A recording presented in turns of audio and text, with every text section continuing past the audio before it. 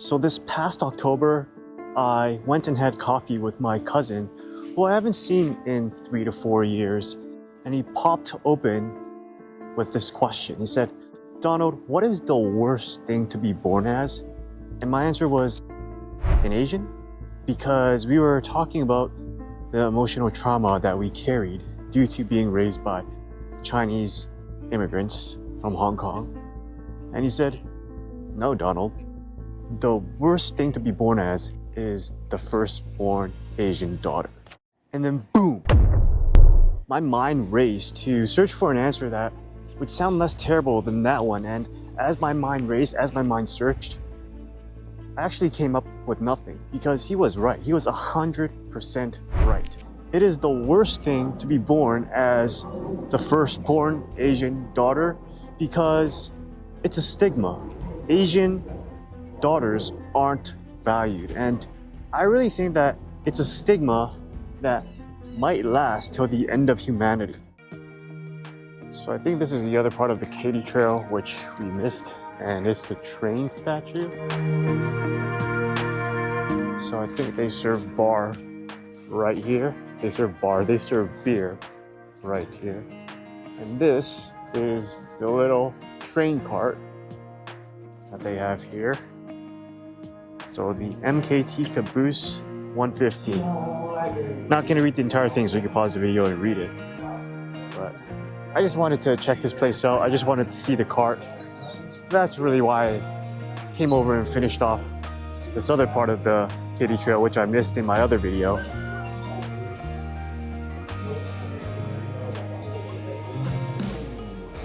It's a pretty cool place. It's a pretty cool hangout, but the problem is I don't drink anymore other than red wine for religious reasons. But man, that's a pretty cool place to just come on in, hang out with friends, have a beer while you're walking the trail. So if you guys are ever in Dallas, make sure you come down to downtown Dallas. This is like around Uptown, and hop on the Katy Trail, come over here, have a beer. So imagine that. Imagine that you're born into this world as a traditional Asian daughter. You know, there are two things that you cannot control when you're born into this world. One, it's your race, your family. And two, it is your gender. And because of those two things, which you cannot control, you are deemed a failure. I really hope that our generation takes that idea and just tosses it into the trash can. You know, at least when you are born an Asian, the immediate expectations that you have to be a doctor or a lawyer, you know, those are things that can potentially happen. There's hope. But if you're born as an Asian and you don't have that third leg between your legs, you're immediately branded as a failure. That's pretty insane. So I remember back in high school, like 20 years ago, it's amazing I still remember this. I was doing this project with this one girl, and she was wicked smart. She was a straight A student. And we got onto the topic of talking about our families, and I found out that she had 8 siblings. And you know where I'm going with this. All 8 of her siblings were girls. So it seemed that, to me, they were trying again and again until they hit a boy. I always wondered how that affected her and her siblings psychologically. But spoiler alert, they did hit a boy on the 9th child, I think. And then after that, they called it quit. They stopped trying. So hearing that, I was always curious. I never asked because I felt like it would be rude. Always wondered how that affected her and her sisters psychologically, to see their parents keep on trying for a boy again and again because they weren't born with a third leg between their legs. And you know, that's why I think she was such a high achiever. I think because she wasn't born a boy, I think unconsciously she had to prove more. So achieving straight A's was her way of proving that she had worth. I don't know, maybe those are just assumptions of my own, but she would always seem to be trying really hard to make sure that, you know, she was a straight A student, that she was a model student, and that she can't go out of bounds from that persona. So right now we are at Reverchin Park. I always end up at parks, but I just finished doing a dance practice with one of the dancers here in Dallas, and that was for 2 hours. It was long, and my shoulder is kind of injured, so it's healing right now. So just came out here for a walk, and I always love big and beautiful parks because it gives me a sense of calmness and serenity. Wow, that's a big word. And I could just be here alone with my thoughts. I don't know if any of you guys do the same thing, but let me know in the comments if you do that as well.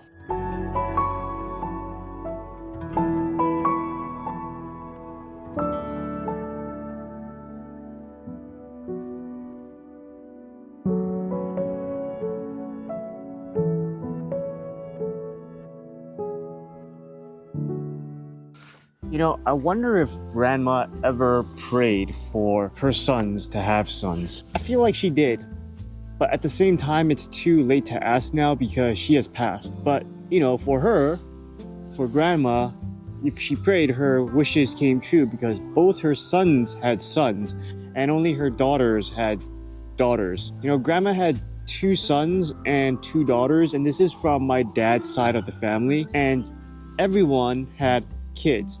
But the thing is, with Chinese lineage, you know, the daughter would follow the father's lineage until she marries off. Then she follows her husband's lineage. So they basically just switch clans, you could put it that way. And in that sense, when the daughter marries, then they belong to the husband's family.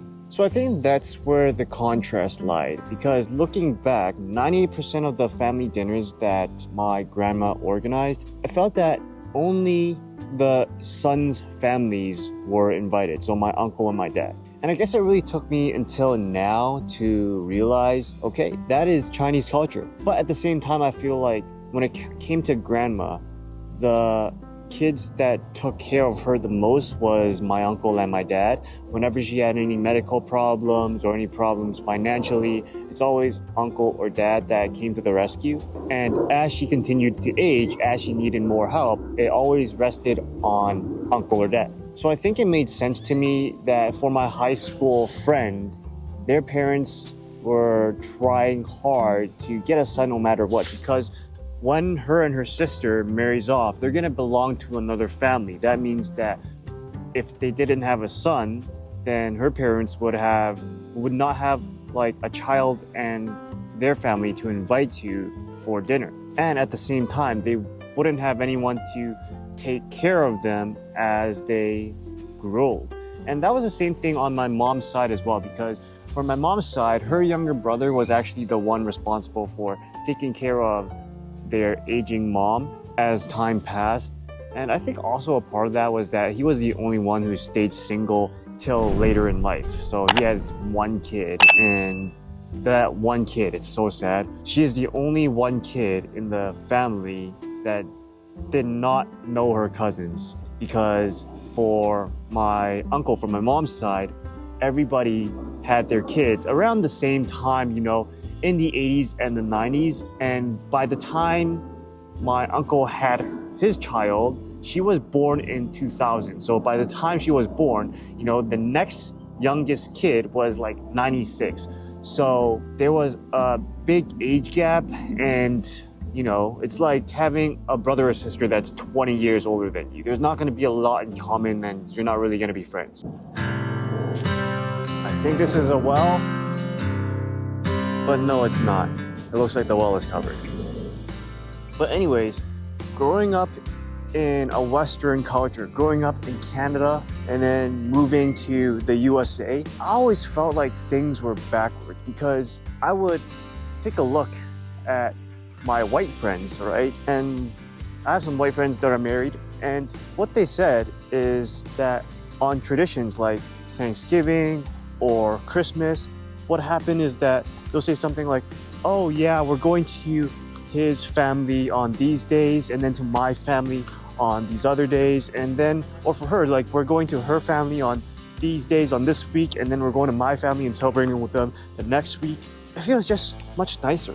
It feels more inclusive. But with traditional Asian culture or Chinese culture, it feels that once you're married, you know, you're not part of the family that you're born into anymore. And I think that's kind of sad. It completely makes no sense to me at all. And maybe it's just a thing that happened in my family because, for example, when Chinese New Year's rolled around every single year, we never went to dinner with my popo, or which is my grandma from my mom's side of the family. We always did Chinese New Year celebration with mama or my grandma from my dad's side of the family, right? So every single year for a good 25-ish years, my mom had always, every single year, went to celebrate Chinese New Year's with her mother-in-law and not her own mother. And you know, as a CBC or a Chinese-born Canadian, it just made no sense at all. And I mean, it's tradition, and I guess that's why we did it, but there really wasn't any reason for not visiting both families. But that was my experience. How about you? What do you guys do on holidays? Do you guys visit both families from your mom's side and your dad's side? Do Thanksgiving? Do Xmas? Let me know in the comments below. I do think that when I have my own family, we are definitely going to do celebrations with both sides of the family and not just one side does it all forever and ever, because frankly, I don't want to do traditions that make no sense. So guys, speaking of Xmas, Thanksgiving, I'm filming this the day after Thanksgiving. If you are making content and you want to make viral content, you want to catch on to trends, and seasons like Xmas and Thanksgiving are trends. So the best way to do that is to use BuzzWall HQ. It will find you the most viral content that you can get inspiration from, use as model for your own content to give yourself a higher chance of going viral yourself. So check that out at buzzwallhq.com.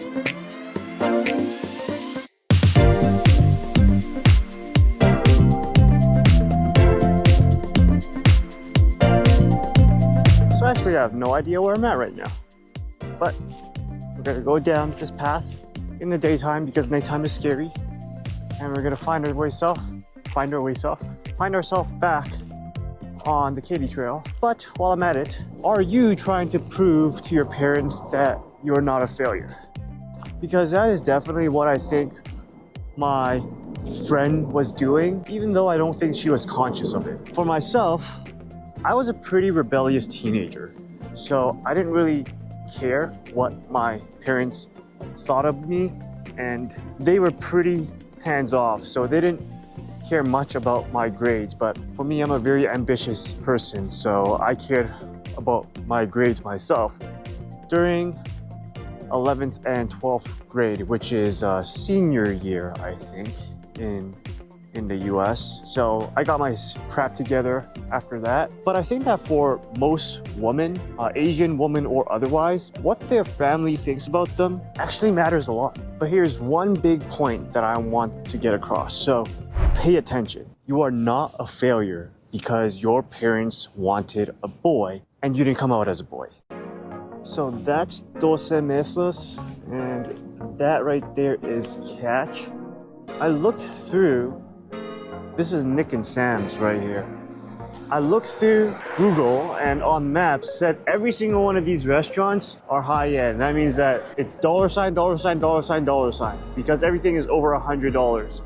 So yeah, I think no matter how much money I end up making in the future, I'll always go back to, yo man, just give me the thing that's off a stall or off a cart, because I was born in a low-income family, and I don't think that those tastes are ever gonna change. Speaking of which, whatever we're born as, there's always going to be expectations. If you're not born as a boy, or if you're born as a boy, you're gonna be expected to be a doctor or a lawyer if you're Asian. There's always gonna be expectations, as unrealistic as they are. I think the reason why parents do this is because they want their children to fulfill the dreams that they failed at fulfilling. And that completely makes no sense to me at all. So that's why I always thought I have my own dreams and my own hopes, and I'm gonna put them first. And if any family member goes in between my dreams and hopes, then I'm just gonna have to distance myself from them in my life. You know, as an immigrant child, I can always appreciate my parents risking it all to leave Hong Kong to come to Canada to try to give us a better life. I am the recipient of that. I wholeheartedly believe that if I had been born in Hong Kong, I would have been worse off than being raised in Canada, because it's just so much more competitive in Hong Kong, I feel, because there's more people per the square area of land, or however you want to say it, than in Canada. So there's less competition in Canada, which made it easier for me to find success. So that was all due to them making that right choice of immigrating. But for them to leverage that over me to fulfill their expectations or their dreams of maybe becoming a doctor or a lawyer, I think that's unfair and completely selfish, because I have my own dreams. And regardless of what they sacrificed to give me a better chance at life, this is my life, and I'm going to do the things that I believe is right and that I believe fulfills my purpose. So I think that by this point in the video, I made it pretty clear that if you get caught up in a family with the traditional expectations that after you get married into that family, you belong to that family, and I think that you should definitely try to escape from that if you are not married yet. If you are married, then good luck, because I grew up in that environment, and I wouldn't say that it produces the best environment for kids to grow up with, because the idea that once your daughter is married off, she belongs to another family and you're never going to invite her to another celebration like Chinese New Year's again, that to me is insane. Also, when it comes to gender, career, or life expectations, just throw that in the trash. I think the only expectations you should have are the expectations that you have for yourself, and the expectation that I really think that you should watch this next video that I made for you right here.